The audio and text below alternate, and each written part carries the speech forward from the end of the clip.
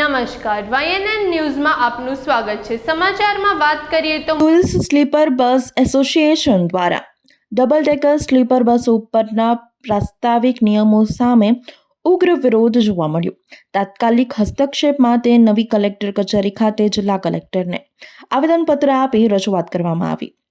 Sleeper બસો પરના પ્રસ્તાવિક નિયમોથી ઉદ્ભવતી સમસ્યાઓ ને લઈને ટૂરિસ્ટ સ્લીપર બસ એસોસિએશનના પ્રમુખ ધર્મેશ દરજી, ચિરાગ પટેલ, વિશાલ પટેલ, જૈમિન શાહ સહિત સંચાલકો દ્વારા નવી કલેક્ટર કચેરી ખાતે જિલ્લા કલેક્ટર અનિલ ધામેલિયાને આવેદનપત્ર આપી રજૂઆત કરવામાં આવી। સ્લીપર બસ ઉપરના પ્રસ્તાવિક નિયમો સામે ઉગ્ર વિરોધ નોંધાવ્યો અને તાત્કાલિક હસ્તક્ષેપ કરવામાં આવ્યો।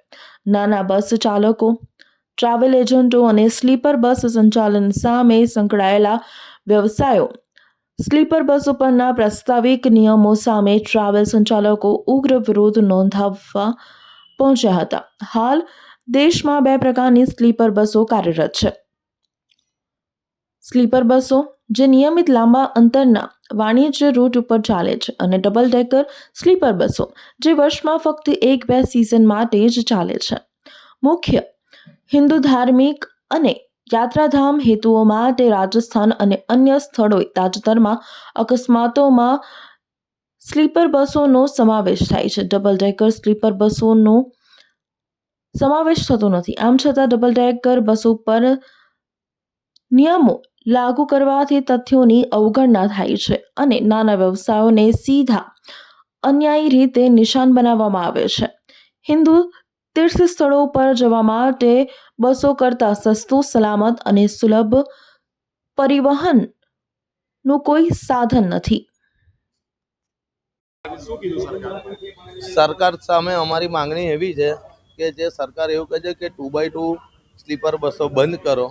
હવે એ સ્લીપર બસો અમે હાલમાં જ બનાવી છે અને એનો ખૂબ મોટો EMI છે।